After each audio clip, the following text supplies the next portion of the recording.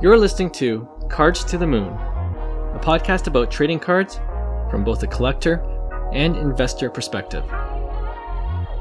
We hope you'll stick around for the ride as we take a deep dive into the state of the hobby, share some hot takes, hopefully some useful advice, and fun stories along the way. Hey guys, welcome back to Cards to the Moon. This is episode 125, and my name is Clark from 5 Card Guys on Instagram and 5cardguys.com. Co-hosting with me today is John, who is back this week. He is Trade You at Recess on Instagram. But this week, it's Hyung, who's busy tonight. So filling in for him is, yes, the podcast fan favorite, our good friend Will. How's it going, Will? Hey, I'm so happy to be back. Nice. There's no sarcasm in my voice at all. It is a little late, so I'll give you that. But it's always good to have you back, Will. And especially today in particular with our hobby headlines topic for today's episode, I'm sure you'll have a lot to say about it. But before we get into that, off the top, we knew it was coming when Fanatics took over the licensing deals with the NBA and the Players Association, as well as acquiring Topps. So of course, I'm talking about, if you haven't heard already, the news as first tweeted by Shams from The Athletic. He seems to get all the scoops now, even in the card world. His scoop is that Fanatics is launching basketball cards under its Topps brand beginning next season, the 2023-24 NBA season. So I guess this means we can expect to see Topps Chrome basketball next year or next fall. And you guys excited about that or what? Woo! I am excited. For sure. I'm very happy about that. I know, Johnny, you collected Topps Chrome, or was it Topps Finest exclusively? Sadly, during the Kobe era, it was Topps Finest. Right. That's like one of the biggest regrets of my life. But yeah, Topps Chrome, I'm a huge fan. Nice. So can someone explain? Yeah, can someone explain the hype here? Like, why is this such big news? Is it? Do they have the license for the upcoming when Topps? Yeah, when Topps comes out. When does the license kick in? That's a good question. Oh, is it going to be unlicensed? I don't know. Like seeming like such big news, but I mean, we've known this has been coming for a long time. So I don't know. Maybe is it because it's unlicensed? Well, that kind of changes things, right? If it's a Topps basketball product that's unlicensed, I guess Will doesn't mind. If you guys heard of past episodes of this podcast, Will expressed his love for unlicensed product, but for me, that kind of changes things. Yeah. I just Googled. It looks like it's coming back. Because we've been talking about, I mean, we knew Topps Chrome was coming. So I don't know what the big hoopla is about the announcement, unless it's not licensed. Well, I mean, it was, I guess we say we knew it was coming, but like now that it's kind of official, maybe that's what people are excited about. Fair. And it's been 2008, 2009 was the last year that Topps Chrome basketball was. So that's over a decade. Yeah. So, and we talk about like how nice Topps Chrome, especially the refractors. I'm looking forward to seeing Topps Chrome refractor basketball cards again with upcoming rookies. Like, I mean, can you imagine how much a Wemby Topps Chrome refractor rookie card will go for now? A pretty penny. It'd be crazy. So, okay. So now I'm like, I'm a little bit stumped. Like, whether it's good. I assumed that from the announcement, it's got to be licensed. Me too. But I will say, like, Topps Chrome, I love Topps basketball cards. I actually have a lot of Topps basketball because their last year of production was 2009, 2010, and that's DeMar DeRozan and Steph Curry and James Harden's rookie class. So, I'm a huge DeRozan fan and collector. So I've got DeRozan's Topps cards, his Topps Chrome. I have his Bowman 48. I love the simplicity of those cards, of that set that year. I also love that the parallels back then. I mean, who knows if this is going to be the case moving forward with Topps basketball, but back then it was like Topps Chrome has base out of 999, refractor out of 500, gold refractor out of 50, and a super refractor, and that's it.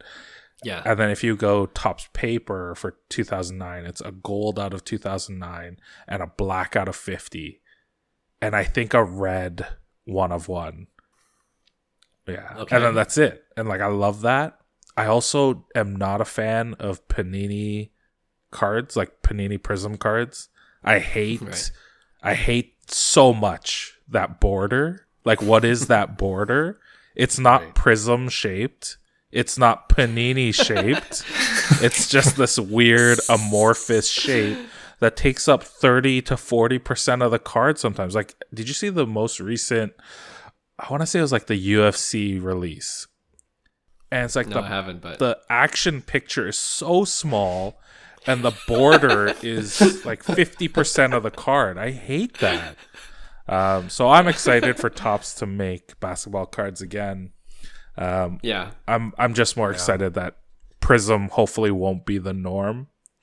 So it was a blip in the history of sports cards. Yeah, that's when I was out of the hobby anyway, so it's like it never existed to me. Yeah, totally. But you know what? Like, do you honestly think Topps Chrome or Topps are going to keep the number of parallels or refractors, No, of course not. That, yeah, there's going to be a lot. There's going to be a lot, of course not. There's going to be frozen fractors and whatever crazy fractors they come up with.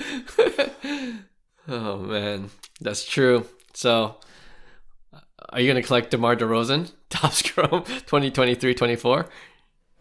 Start. You know what? If he comes back to Toronto, then I would definitely collect that card. But I generally don't collect like my PC players in other jerseys.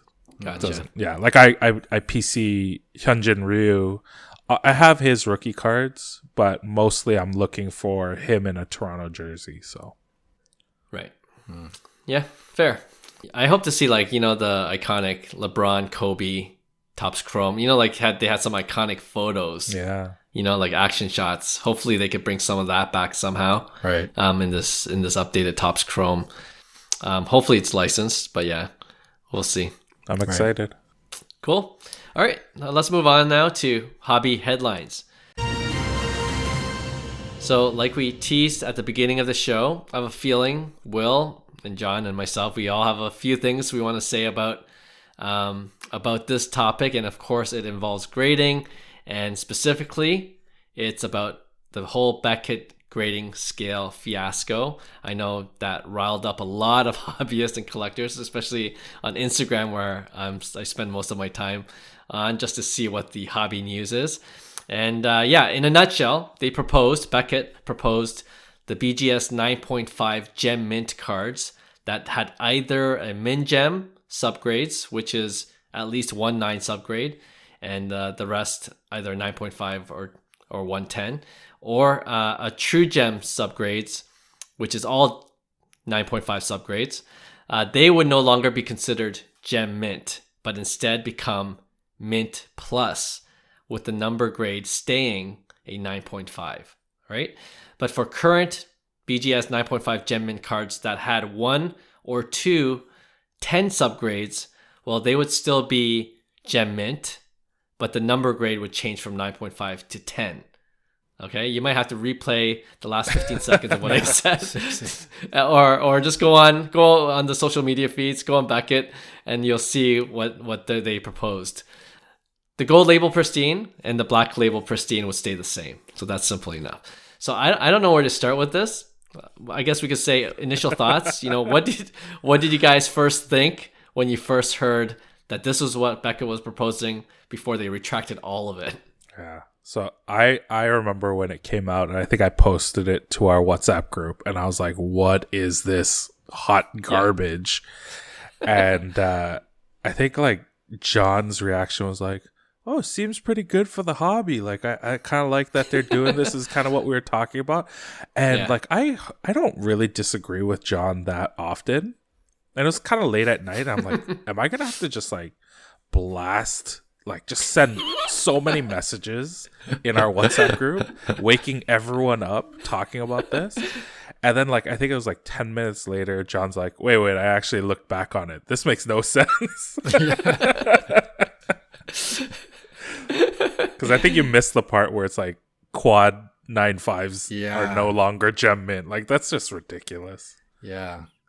I had Well, initially they had the quad 9.5s becoming a 10. Yeah, That one photo. Yeah. That I guess they had a booth set up at the Mint Collective, and that's what it said, right? Like the quad 9.5 or the true gems would be BGS 10. Yeah. So I was totally psyched for that because I got a couple of true gems, but then when they modified it again, I was like, okay, now I'm getting screwed. Yeah. But anyway. Yeah. I mean, like when I heard it, I thought it was the worst. And I thought the whole ordeal was just so embarrassing. It was kind of like, I really love The Office. I think most people do. You know, there's that infamous episode, Scott's Tots. It's like you can't really watch that episode without feeling so much cringe and so uncomfortable for what Michael Scott is doing. And that's like what I imagined the Beckett employees were going through and dealing with at the conference. Can you imagine? They're at the conference and their higher ups, their bosses are like, yeah, we're going to launch this new program, new grading system. It's going to be awesome. And then like, maybe they were like, I don't know about this, but what can they do? They're just the grunts on the front line. And then for 3 days or however long that whole, the Mint Collective is, they just have to stand there and smile and just get so much garbage thrown at them. Yeah. Like I just feel so much secondhand embarrassment for the people who were working that week. Oh man, I can't imagine. Yeah. Yeah. John, what did you think? Other than initially liking it. Yeah. So what happened was, we were away last week. We happened to be vacationing at the exact same spot. So Will and I actually completely unexpected. Yeah, we ended up hanging out together, which was hilarious. But I had like completely committed to like turning off my phone and not being on social media and stuff. And on the drive home, right before like getting on the long road back home, obviously I see IG, it's kind of blowing up, and I see Beckett, and it says new huge announcement, Beckett going to like the 10 system. And I was like, in my mind, I was like, yes, this is what I'm talking about. Like we've been talking about this forever. And then the first thing I did when I got home was our chat group was blown up, and you guys were mentioning it. And I was like, I think this is a great idea. I mean, this is what I've been talking about. And I go on IG, look back, and I see it's like 9595959510, and I was like, oh, okay, I see why people are receiving hate. Right. Because you know, like the thought process to me was correct. They just executed very poorly, right? So like number one, why would you have 3 9.5s and then make a 10? Like logically, even to like a 5-year-old kid, that doesn't make any sense. How could 9.5s make a 10, right? And then they play the like just kidding card, and then they make one of them turn into a 10 so that there is an actual 10 there visibly to make it a 10, which doesn't make sense still. Yeah. So the whole thing was just like it. I mean, the word fiasco is probably correct. And then on top of that, like they pulled what they pulled last year with the oh, hey guys, check out our new slabs. Just kidding. After receiving like instant hate, so they do the same thing again. They go, "Oops, just kidding." You know, we're gonna pull back on this. So, man, I have so much to say because I think the you know, everybody should know this. The 9.5, their grading scale is basically the same as PSA 10, right? The 9.5 is a 10. Like PSA has certain forgiveness for each of the quadrants of grading, right? So like the corners don't have to be absolutely mint. Like it could have a little bit, and that qualifies as a 10. And the grade, you know, the center, you guys know, centering has to be 60-40. It doesn't have to be 50-50. So that is Beckett's 9.5. But if it happens to be flawless in one area, then it gets the 10.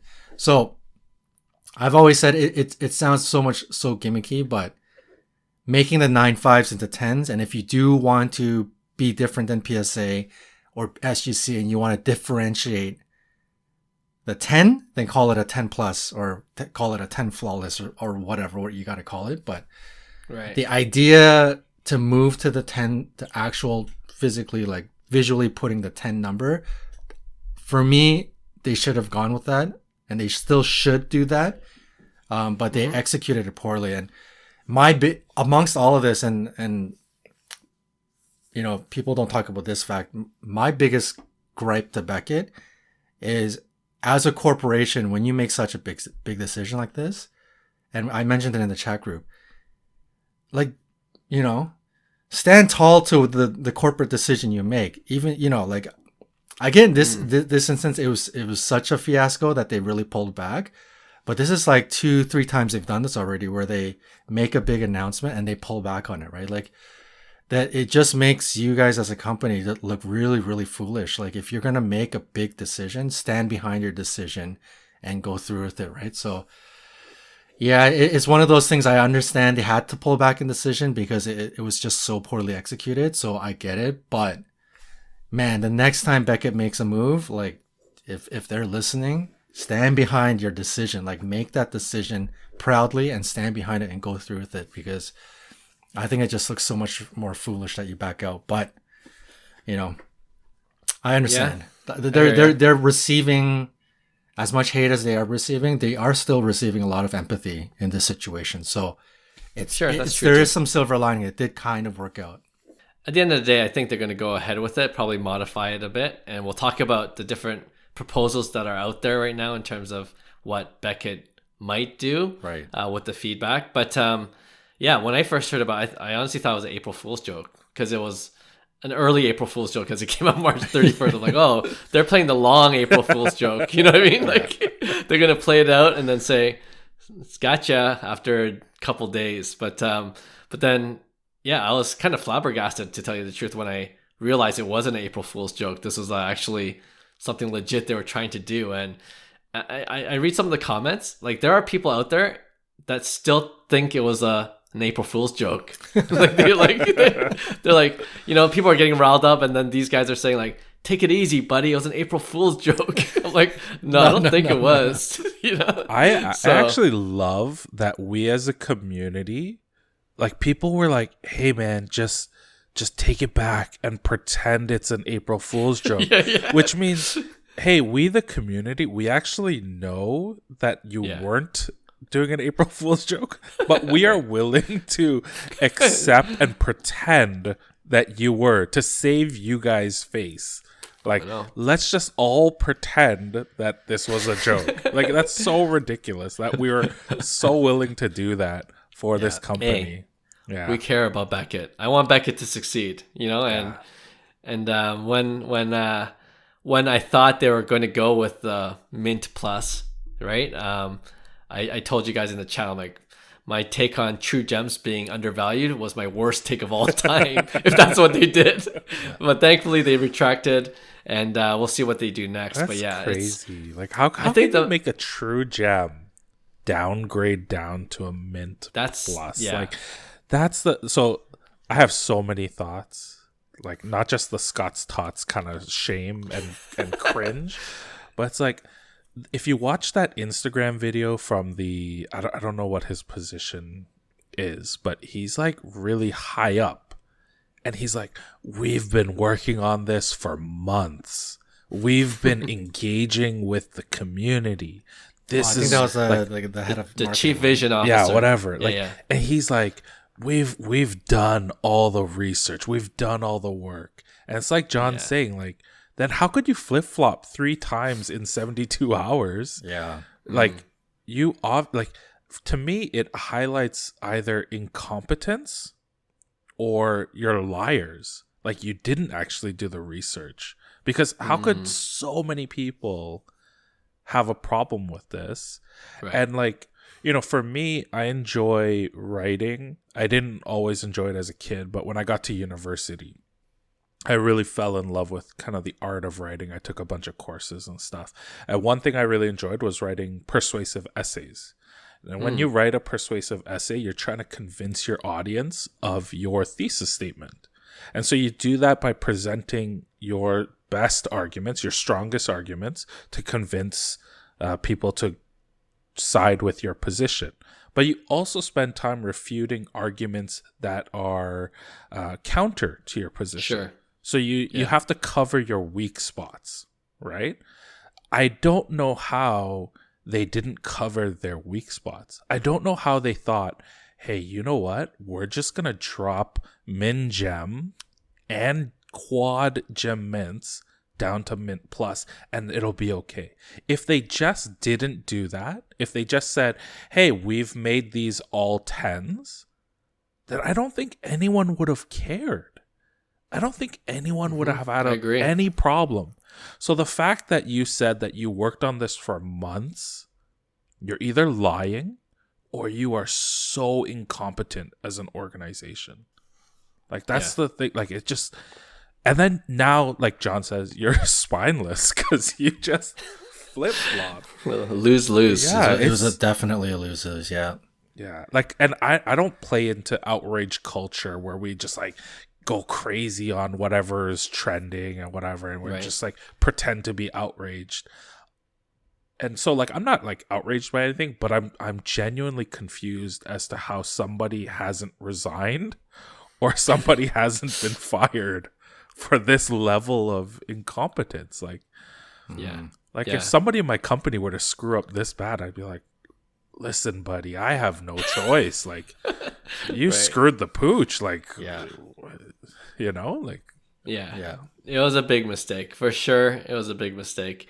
And to your point, I think the major outrage was that the fact that min gems accounted for what was it? I think 85%. They said 85% for gem min, like quad 9.5 and min gems. That's crazy. 85% of your gem mint cards are now devalued. Like, and that's hence crazy. The outrage. Hence the number of collectors. Scotty saying, B was pissed. Like, yes, I didn't see Scotty B's video. I gotta check it out. Yeah, he came out with a video the same day. He was saying, so angry. He's like, what are you guys doing? The crazy thing is, like, so many of the people who gave feedback and, like, these hobby, like, influencers, they're all like, guys, we like you. We want to use you. Stop screwing it up. Like, I've never seen, like you said, John, earlier, there's so much empathy for them. But, like, I've never seen so much empathy for a company that has so much ineptitude. Like, yeah, totally. It's wild.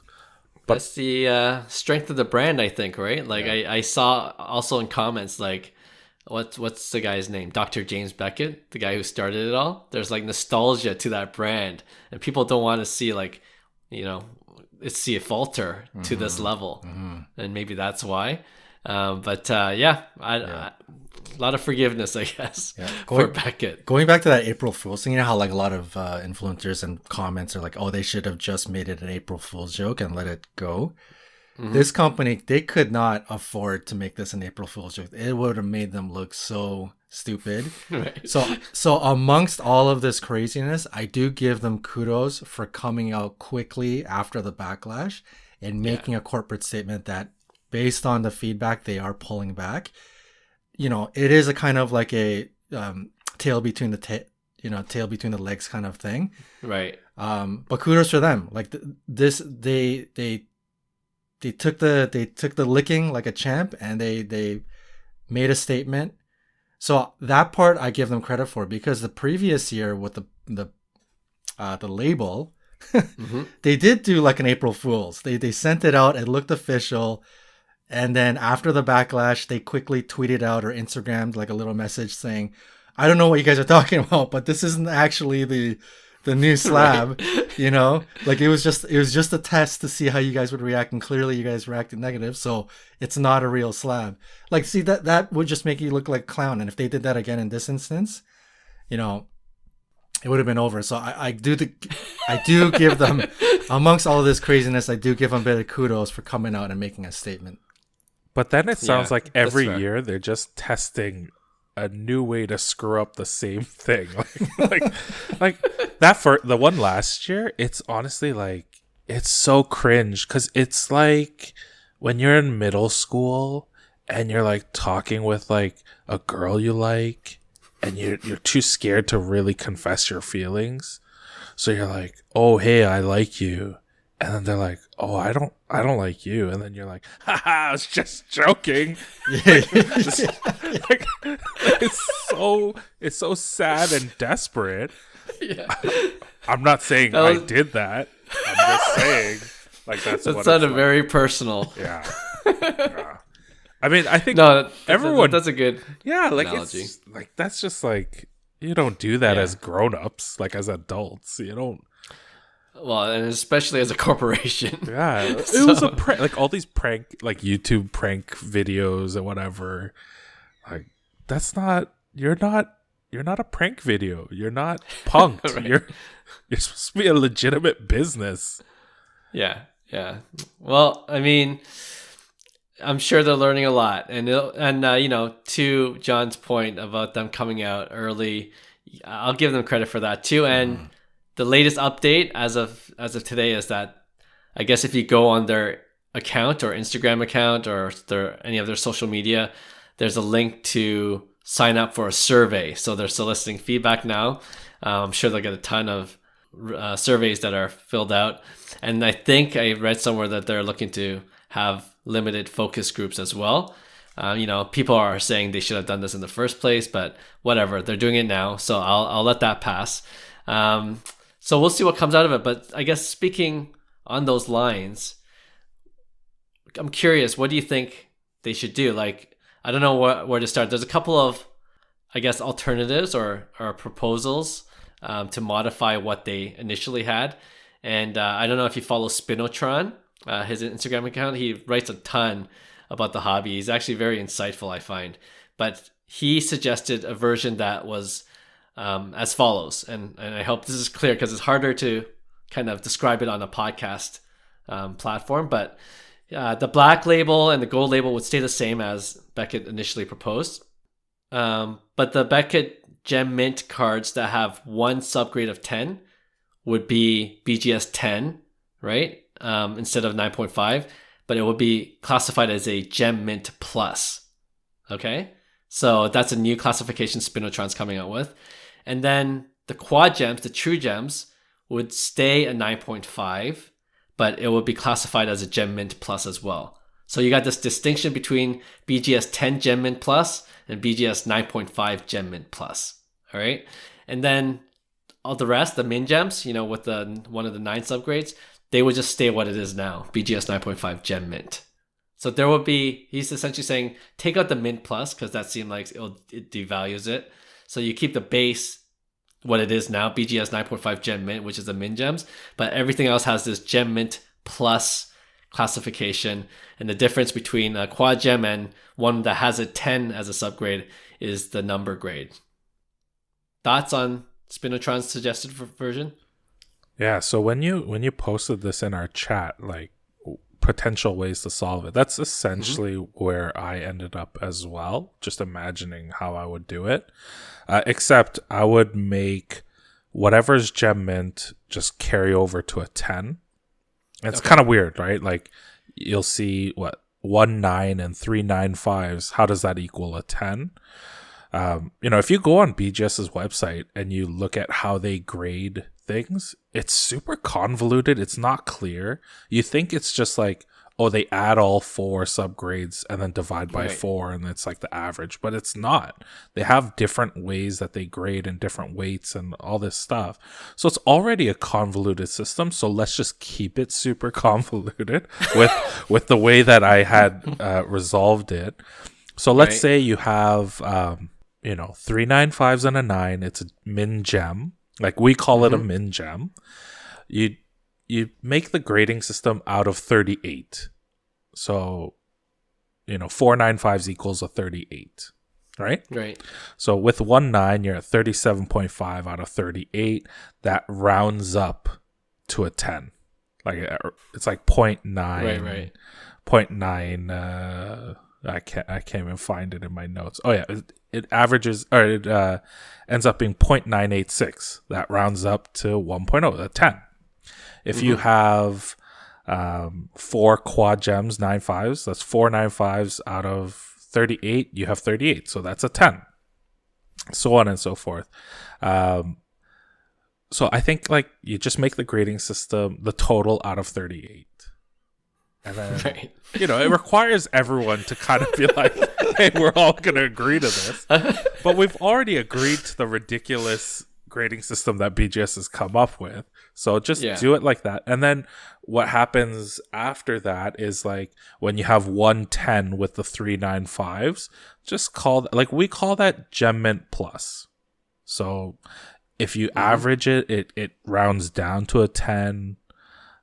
But you can differentiate it just like how we've already nicknamed it Gem Mint Plus. So I think anything beyond the quad 9.5s, you just call it like Gem Mint Plus, Gem Mint Plus Plus if you have 2 10s and 2 9.5s, and then 3 10s and a 9.5 is pristine, and 4 10s is black label. Like we as collectors, we already understand that min gem is worth less than black label. Yeah, but it's a lower value than everything else.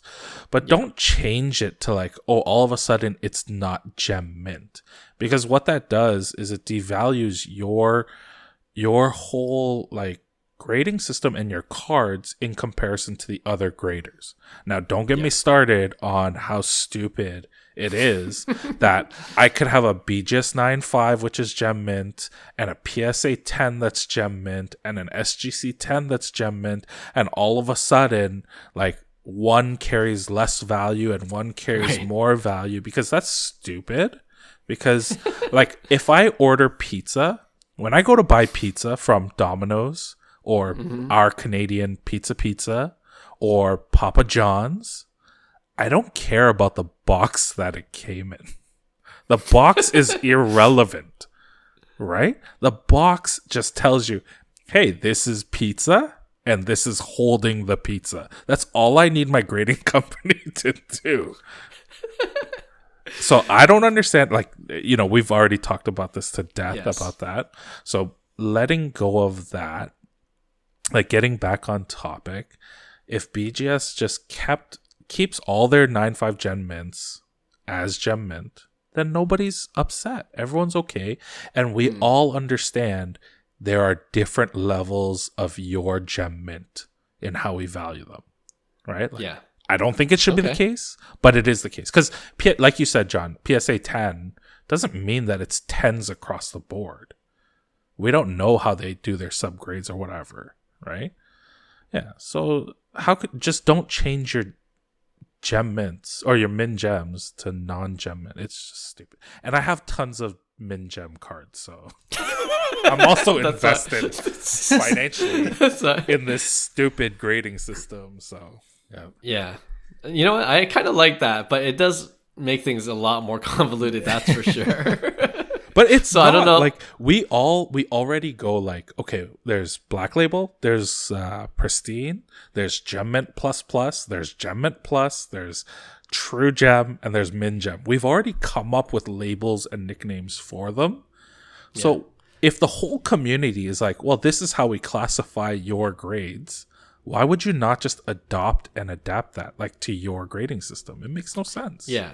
You know what? I'll play devil's advocate there for a second. Like, I think, collectors that really know the Beckett grading system, we all know this by heart, right? But I wonder if Beckett wants to streamline things more, just so the occasional hobbyists just kind of can pick it up. You know what I mean? Like, it's easy to know PSA 10 is better than a PSA 9. But one thing I don't get about PSA grading system is the 8.5 and the 8. You know, like, why do they not have a 9.5? So that's another podcast episode altogether. Well, that's PSA just cheating the system because they want more 10s so that their grading is more valuable. Like, but I'm annoyed that SGC has 9.5s. Like, ugh, like it just ruins so many of my cards.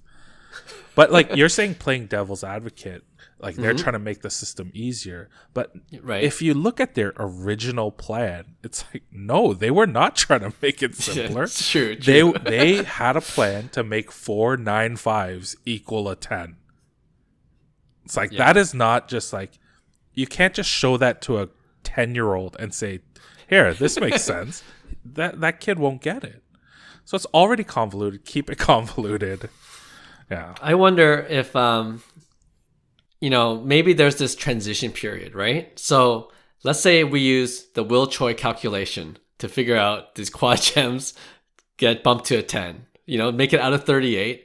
But then when you re-hold it, like re-slab it, you change the subgrades to match the 10.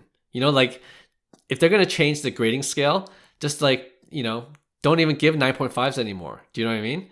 Like, moving forward, you either get a 9 or 10 and just simplify it that way. But we have this transition period where we have a lot of these older slabs that are in BGS 9.5 gem mints.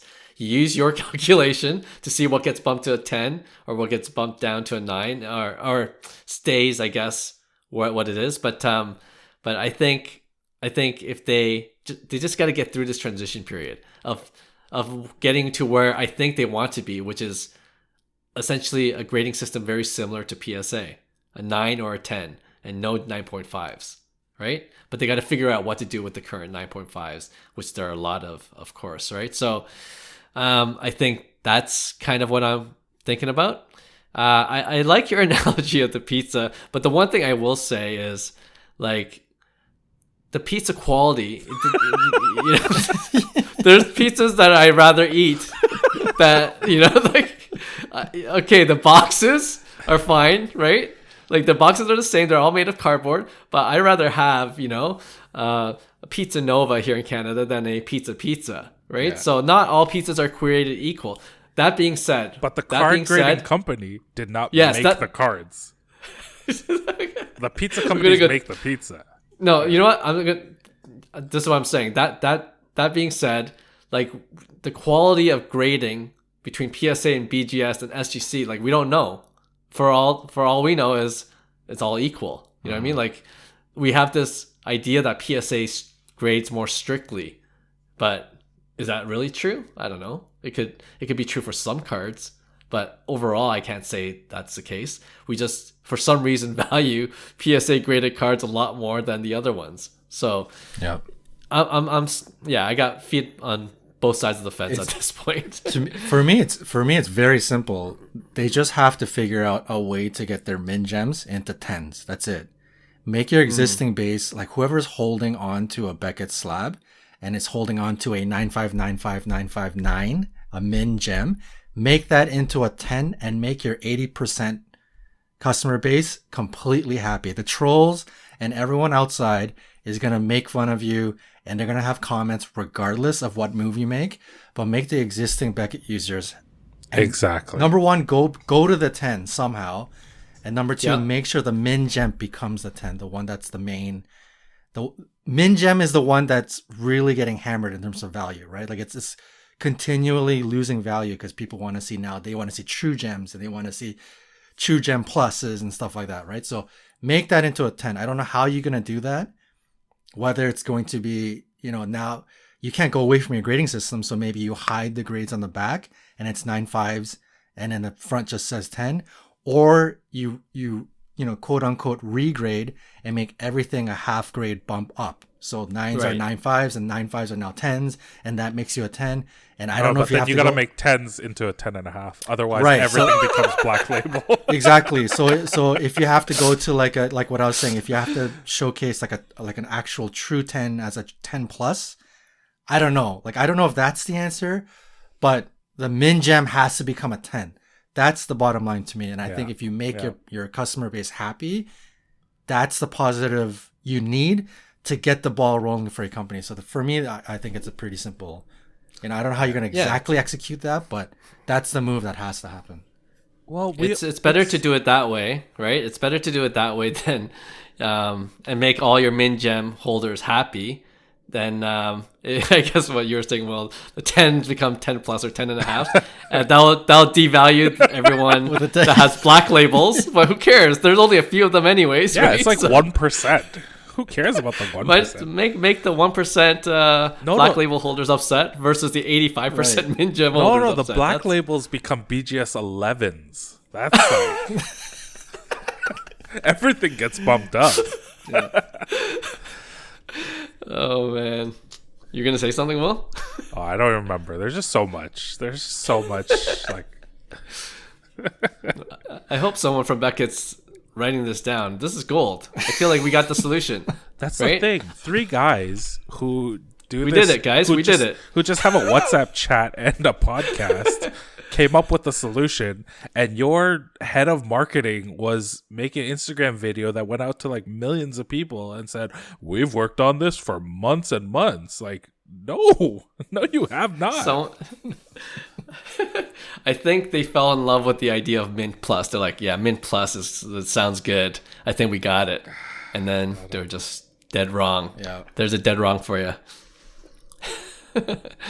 So I actually filled out the form to be part of the survey and focus group. So we'll see if they reach out to me at 5 Card Guys. But I'll everything we said here, I'll take it to them if I'm part of that discussion group. But yeah, Beckett, I guess they initially said they're going to announce something the week after, but I don't know if that announcement was the fact that they're coming out with a focus group now and just kind of delay the process. Yeah, I would just get quiet real quick.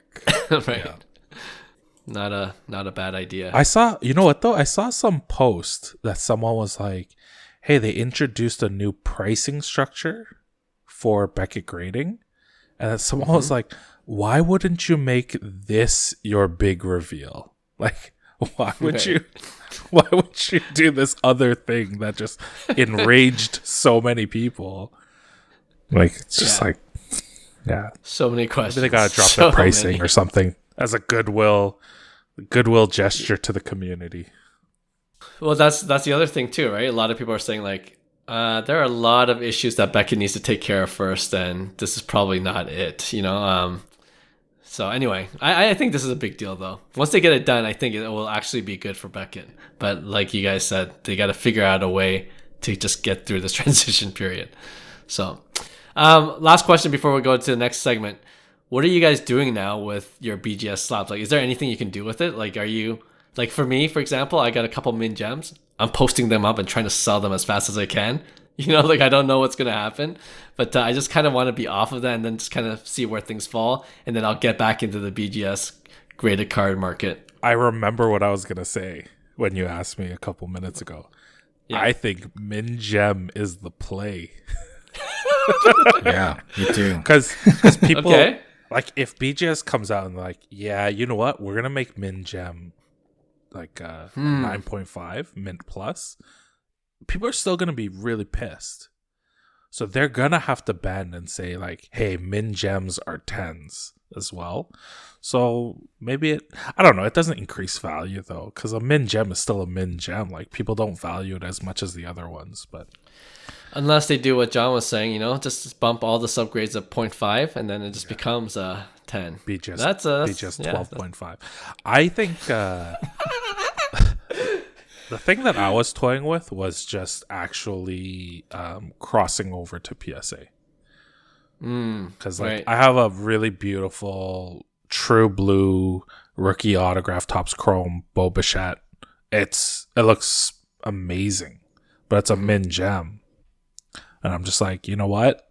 This will probably get a PSA 10. And the value jumps significantly. So I think I might be doing that. That's a play. Yeah. But if it doesn't, it's a PSA 9. Yeah. And then a month later, the announcement comes out that all min gems are going to be 10s now. Like, oh, shoot. Cross it back. You cross it back, you get a BGS 9. Just gets worse and worse. Yes. And then I accidentally cut the card and drop it on a corner. It's a BGS 2. But yeah, I don't know. I forget what I was gonna say. Just I've lost so So, much energy talking about BGS. Let's move on. Let's move on. Yeah, let's move on. Let's move on. This is a good talk, and we'll definitely revisit it once an official announcement is made. All right, let's. Our next segment we're calling "Grumpy Old Men." So this was actually an idea both of you guys suggested, and I know you're trying to remember what you guys said exactly. But John, why don't you explain the best you can how it came about and what we're doing for this segment? Will and I were chatting one time recently, and we were complaining about certain things in the hobby, and we started poking fun of ourselves, saying that we sound like grumpy old men complaining about the hobby. And Will had a brilliant idea, said, "Hey, we should make this a podcast segment." And I was like, "Okay, let's bring it up to Clark." So here we are, a bunch of old men that are about to complain about things. Yeah. So, well, I feel like we just did that with the previous. Yeah. Oh, totally. Yeah. I think I joked that it should be grumpy old man versus COVID collector. So like the people who came into the hobby during COVID versus grumpy old men. And I'm kind of in both camps, but I'm definitely a grumpy old man in some things. So, yeah. So yeah, I thought this would be a fun segment too. Like this is just a general catch-all where we just complain about the hobby, and then we, absolutely know that we probably sound like grumpy old men, as the segment title suggests. So, you guys got any? I could go first because I really got one, but and this probably will make me sound like a grumpy old man. But my question is, why do all breakers have to be so damn loud? Like that's just the way they're and they all speak the same way. They kind of follow. You're taking one of mine. That's really totally one. It's like, let's go, Justin Herbert. It's just like constant hits are just like sirens. It's like it's a little much. That's all I'm saying. That's what I got for the segment. I wouldn't mind like a low key civil break. Yeah, like Pac-Man. I like Pac-Man. This is truly gonna make us sound like old men because breaking is something new, and it definitely appeals to a lot younger people than people our age, right? Sure. So we are truly we're gonna get hit with the okay boomers like there's no tomorrow. Well, I'm with you. I think to add on to that, my thing that I get really annoyed about is for some reason the anthem for every breaker is either saying "let's go" or "bang." Right. They all have to say "bang" or "let's go." That's why I appreciate Pac-Man breaks. He does it pretty quiet. Like he'll be like, "Whoa, this is a great card." Or even the dudes in Australia that says like, "Oh, we got a big boy." Like at least they're doing something different and not saying "bang" and "let's go," right? So yeah, there you go. I find it quite annoying. I'll be on my rocking chair on the porch, just raising my fist. I toyed with the idea that you should do like an ASMR breaking, like ripping, where you just hear the packs crinkling, and then you kind of whisper, and when you hit something amazing, you actually get quieter. So, a lot of times I'm watching these rips on like YouTube or whatever while I'm doing my normal chores, like doing dishes in the evening or whatever. And I just I have my headphones on, and then they just yell like you guys said, "Let's go, bang," whatever. And I just get annoyed.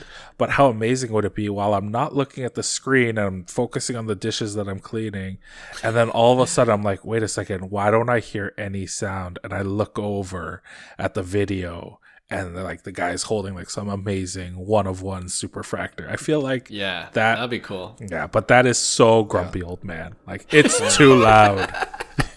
You guys should try being quiet. That's a way to do it. Hey man, there's some merit to that because even for the value of your card, when the guy has screamed "bang" like 11 times, I'm pretty sure the card is pretty wet from all your spit, right? Yeah. Like I've seen whatchamacallit? There's a famous guy on that cracks open Pokemon cards. What's his name? I think it's Lionel or Leonel. Yeah. And he's trying to pull like the first edition Charizard. He opens up like a $5,000, $10,000 box, and he hits the Charizard. And the first thing he does in his excitement, He doesn't say a word, and he puts it in a sleeve and a top loader, and then he proceeds to scream, right? At least he's like, he knows he's not about to spit all over the card, right? Yeah. Meanwhile, you have breakers going, "Let's go, bang!" And they're like gripping it in their their hands. Yeah, and like it makes me nervous. They're flexing because they're like trying to show off their muscles, and they're just like, it's like you could damage that card. Like just we're not meant for breaking. Hyung is listening to this podcast, just laughing at us. Anyway, you guys got anything else, or is that good for our grumpy old man segment? I got one. Okay. I get really annoyed with seeing the same image across multiple products. Yeah. What Like do the you same like, so if you have like, I don't know, like a Cade Cunningham rookie card, and he's like bouncing the basketball, and then it'll be like a prism rookie, and then you'll see the optic one, and it's the exact same image. Yeah. It's like, guys, come on, like, or Ja Morant bouncing the basketball. Literally, that is in the same photo shoot is in every one of his rookie cards. Or Kevin Durant standing with the ball on his waist, like, they have used that pose even in multiple years of products, like. That's a good one. It's a bit of an annoyance for me. So one of the Facebook groups I'm a part of is the Lewis Robert card collectors group. You know, because we've all invested way too much money into him. Right. And there's one guy in that group who listed a 2020 Topps opening day Lewis Robert card. And it's apparently an SSP. Like it's very, very hard to hit. The only problem with that card is it's the exact same image as the flagship, like the base. So he posted it for sale, and it's like he listed for like $200, and people are just laughing at him because it's a $3 card in Series 2. Right.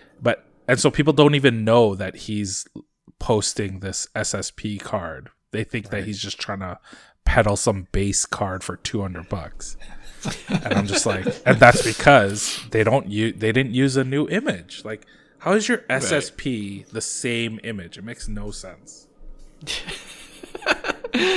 That makes no sense for sure. Come on, smarten up. All right, you had a good one, Will. You were saying off air. Yeah. My grumpy Facebook. old man is mostly Facebook related. Because selling on eBay from Canada is a hassle. Sure. And so I like to try and buy and sell off Facebook groups as much as possible. But one of the problems with Facebook is, and this is what spurred John and I, like our idea about making this segment, is just like you will scroll through so much garbage, like people just selling base garbage, like 25-cent cards. And I'm just like, first of all, I'm like, why are you trying to sell a 5-cent card for 12 cents? Like, don't even waste your time doing that. Like, it can't be worth your time. But anyway, I have to scroll through all of that garbage, and finally I'll find a card that's like decent, but I'm either at work or with my kids or doing something. So I gotta go back to that card later on in the evening, like while I'm lying down in bed, neglecting my wife. I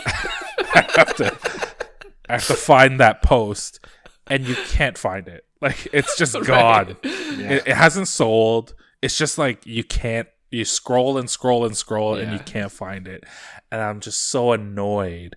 And sometimes you can search in these Facebook groups, but the search function is not comprehensive. It's not meant for that. Yeah, it just does not find the cards that you're looking for. So that's my grumpy old man one.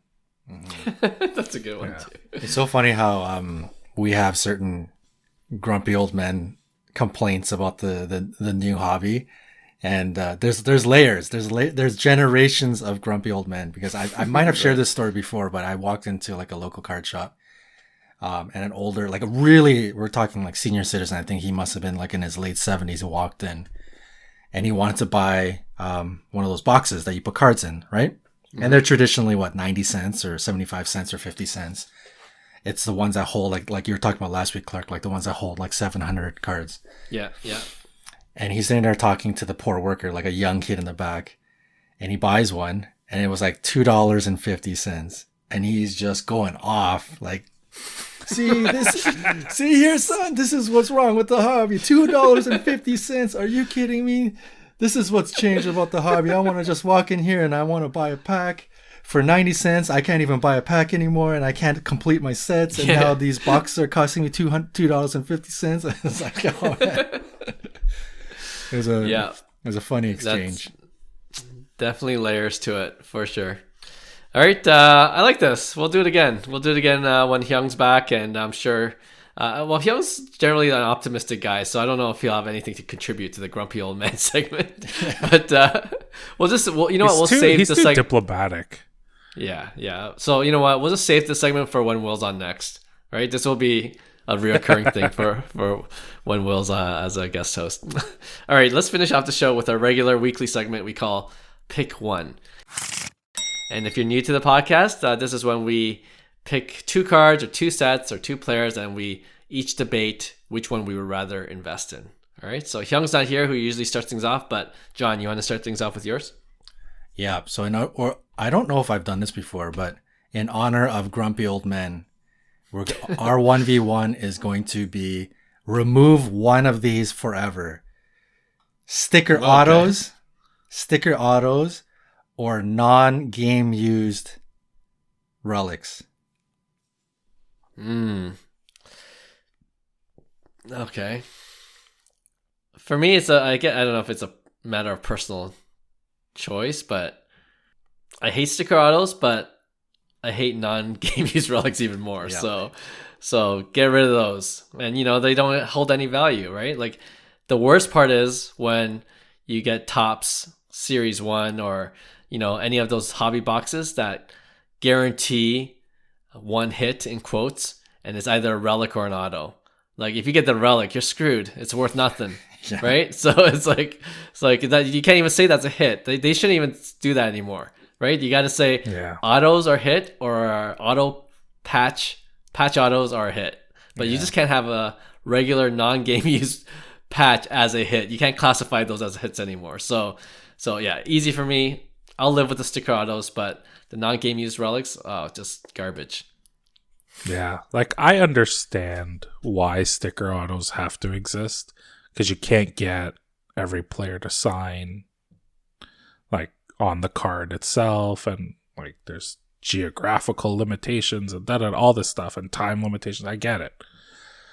There is no excuse for for these patches that they come up with that are non-game use. Like what do they call it instead for baseball? It's like player worn, player or event worn. But they don't even guarantee that it's the same player that wore it. Oh, really? Yeah, I feel like I saw the something. The latest Flawless has not specific to any one player, event, or game or something like that. Yeah. So it's literally like a LaMelo Ball RPA will be a jersey that they just pulled off a rack. Yeah, that's just that's even more trash for sure. Yeah, dumb. I really hope Fanatics kind of fixes all this. So I'm actually gonna go the other way, and I'm with you guys. I hate that. Event worn, player worn, non-specific. I hate both of them. But relics in general, I think the appeal of relics patches have gone down quite a bit. Like even if it was game worn and you got it as a hit, it's not cool unless it's like a patch auto. Like it has to have the auto to have value to begin with. So I'm gonna go the other way, because the three of us, if we're chasing an amazing card, or for any big time collector chasing like a huge grail card, I get even more annoyed seeing the monster card of like triple autos of legends and they're all stickers, or like there's one, I think there might be one Kobe Shaq dual auto in existence, and it's on card for Kobe and it's a sticker for Shaq. And it's still cool, but oh man, it just like it ruins it for me. That ruins it. It totally ruins it. So the patches are, I think the appeal for patches in general have kind of become fairly stale. So I'm going to go the other way because I think the sticker autos for me get in my face even more because on the chase for grail cards, I just hate looking at sticker auto. I'm trying to chase like a Kobe auto, and every time I see a beautiful one and it's a sticker Kobe auto, I'm like, oh, come on, man. Like, it's a great, such a nice looking immaculate, whatever card it is, and it's got a Kobe sticker auto, and I'm like, oh, I just ruined it. Like, I'm not chasing that card anymore, right? So for that reason, I'm going to say, please get rid of sticker autos and get everything on card. Okay, I get that point too. Oh man, I like that point. I switch. I'm convinced. I switch. Yeah, Roy in our WhatsApp chat group, that's his criticism. We always switch afterwards. All right, Will, do you want to go with your pick one? Yeah. My pick one is pretty simple. It's you can choose between color match, parallel, or jersey match. But maybe one qualifier it'll be jersey match, but it's the ugliest parallel color. So in baseball, it's like purple. Like jersey match Mike Trout 27 out of 150, but it's purple. Wow, no love for purple. Oh man, if you put it that way, Is that I think it would have been if you just said refractor and his jersey number, I'll be like, ooh, it's yeah. But I think refractor jersey number. Yeah, that's fair. Yeah. That's tough. I think both obviously give a bump in value, and I think both in the eyes of collector, especially these kinds of cards usually tend to end up in the eventually into the hands of a really strong PC collector, right? So from a PC perspective, eventually picking up a card like this, for me, I prefer the color match. Like the jersey number is cool, but if I'm, as a beautiful PC card, like Will was saying, like a blue Boba auto refractor Topps Chrome flagship or something like that, I think that is just such a more cooler piece to look at than a Boba refractor jersey number. It is cool too in its own respect, but if it's a PC card you're going to be looking at all the time, it's up on your desk, it's up on your display wall or something, I think that you got to go with the color match. So color match by an edge, but both are cool PC wise. Okay, I have a different take. PC wise, it's a no-brainer. Color match all the way. So I'm going to go with color match.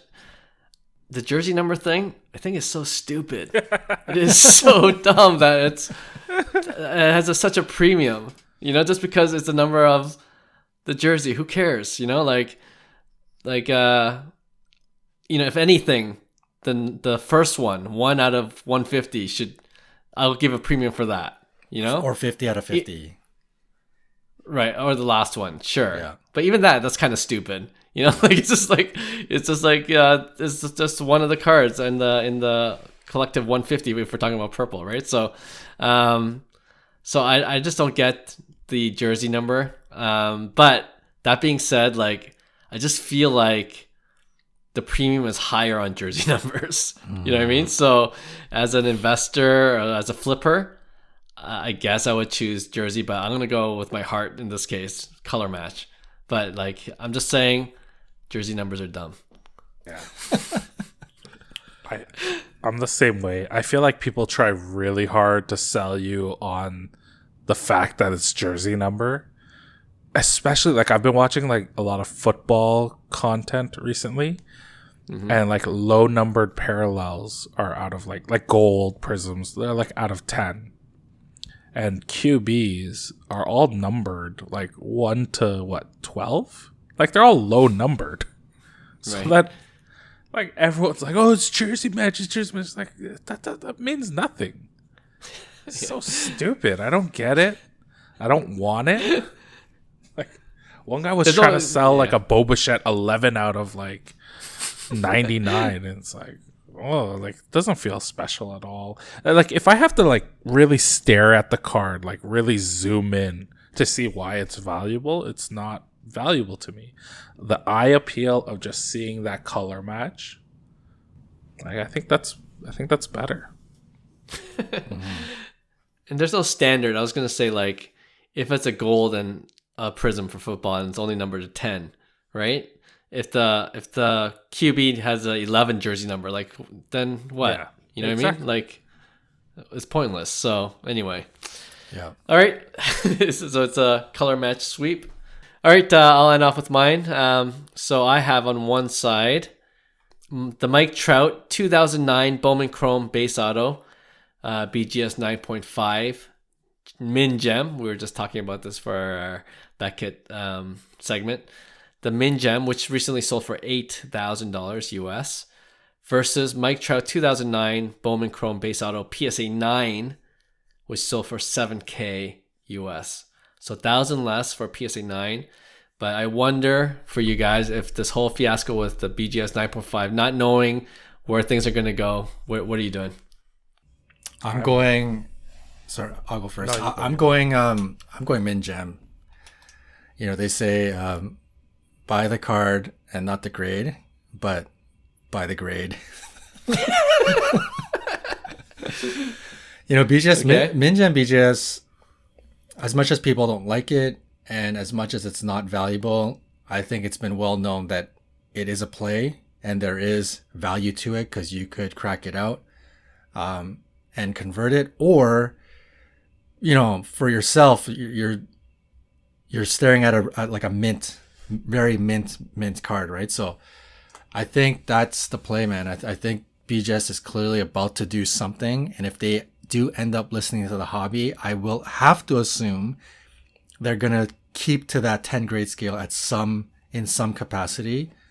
So I would put my money, especially because the prices are just so similar. That's crazy that the Min Gem has fallen that much that it's now nearly equal to a PSA 9. Like 24 months ago, that would be insane, right? So, you know, I think I think the definite play is on the BGS 9.5 Min Gem. Okay.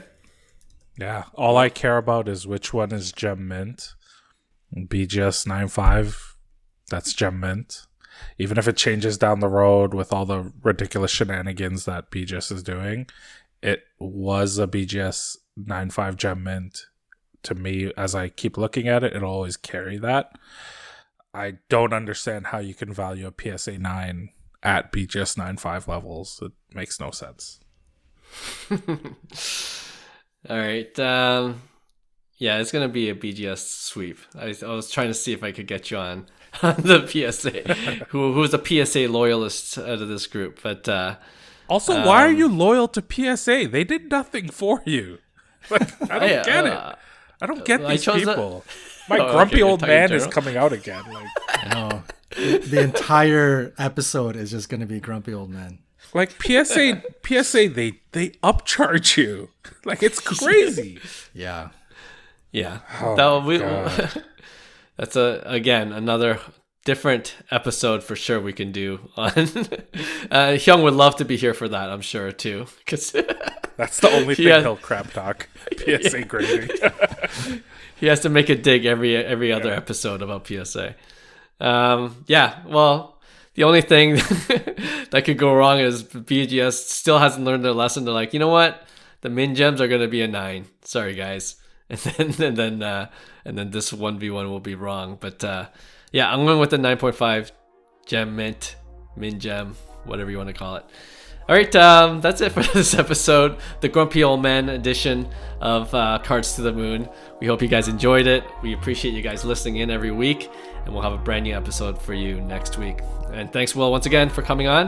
It's my pleasure. Yeah, we'll have you on again soon, hopefully. Okay, see you next week, guys. Bye.